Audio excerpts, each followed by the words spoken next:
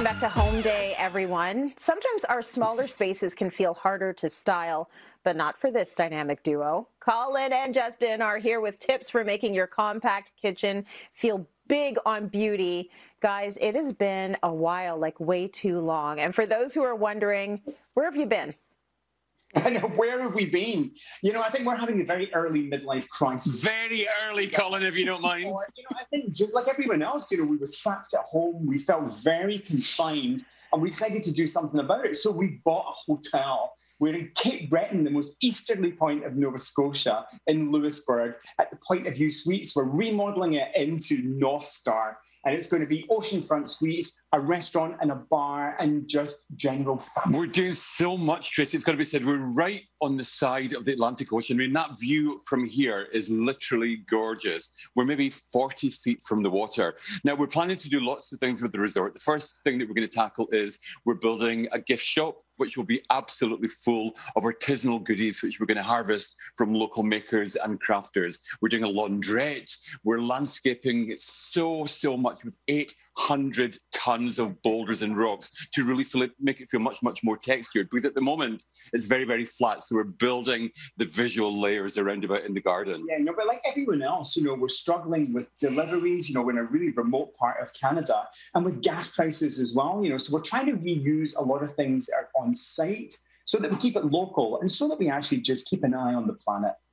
Listen, I am so excited, and I love that you are so honest about the struggles that you're going through, and we get to see these gorgeous little glimpses of the makeover. Like, it's going to be stunning. So I know you're starting with conquering compact kitchens. Tell us about the befores. We are, Tracy. Do you know what? Have a little look at this particular before picture, because what we inherited was actually okay. It was just a little bit overpowering for the size of each suite. So the kitchen cabinets were okay. They were in really good condition. The flooring down here is classic birch, and it's really solid, and it's been really well maintained by the previous owners. But there was lots to change. I mean, the blood red kitchen counters were a particular no-no. They had to go. I just don't understand it. Brassy handles, huge white dated appliances. I mean, what were they planning to store here on their short holiday stays? What were they going to put in those freezers? Elks? A moose? A bear?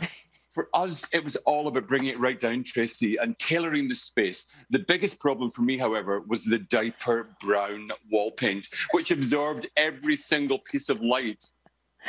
Okay, beautiful description there. I want to take a look at the after.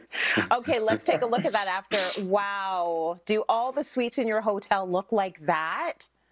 We're getting there, because we opened on the 3rd of June, so the pressure is really on. But I think, our message, it's about simple luxury, it's about pared back elegance, and it's about giving our guests breathing space so that they can really enjoy the view out there. And you see this kitchen, it's scaled down, but it's still magnificent, so there's a lot of great takeaway in this. If you're in a condo, maybe in the city, if you're in a tiny home, or if you're renovating a hotel too. Okay, so how did you do it? Walk us through that. Well, okay, Tracy, first things first, you've got to set the backdrop. With any renovation, you've got to make sure that everything behind the stuff that you're tackling at the front of your vision looks absolutely perfect. So we got rid of the awful wall colour and we chose a really classic Chantilly lace by Benjamin Moore. Now, the reason that we chose that one is because it's a really soft, gentle white. It's not too austere. Now, we face right onto the ocean. The light bounces in here by the truckload. So choosing a really soft white paint is a really good starting point. Yeah, white subway tiles don't break the bank at all. They're super good value.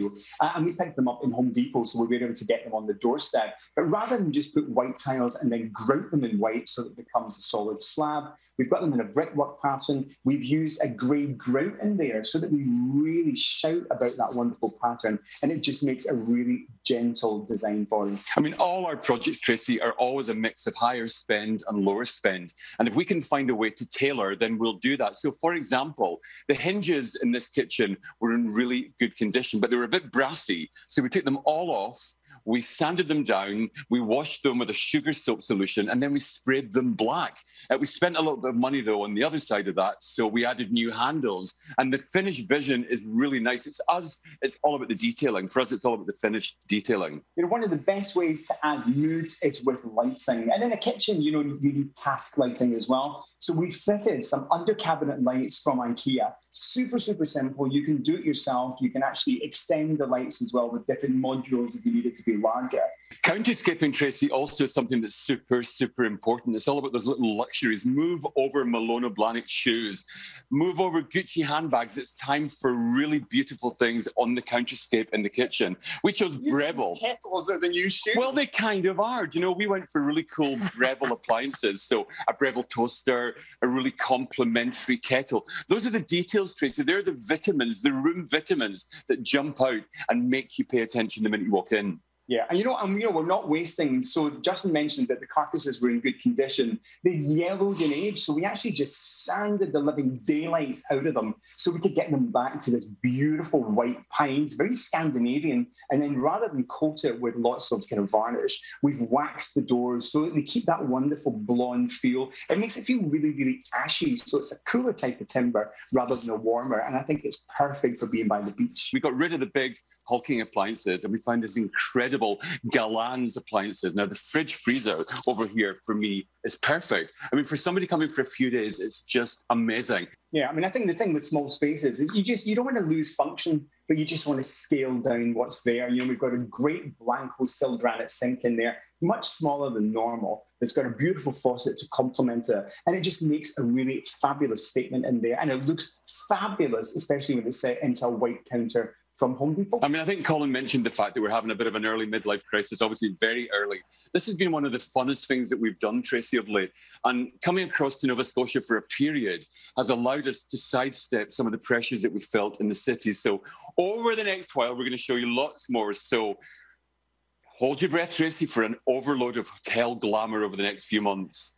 If anyone can do it, you two can do it. I think I love seeing every step of the process. So thank you so much for doing this. And I understand the mental space you must get just being near the water and being away from urban centers. It's beautiful. So I can't wait to get out east to visit your new hotel. We've got a suite ready for you. A break. Absolutely. Lovely.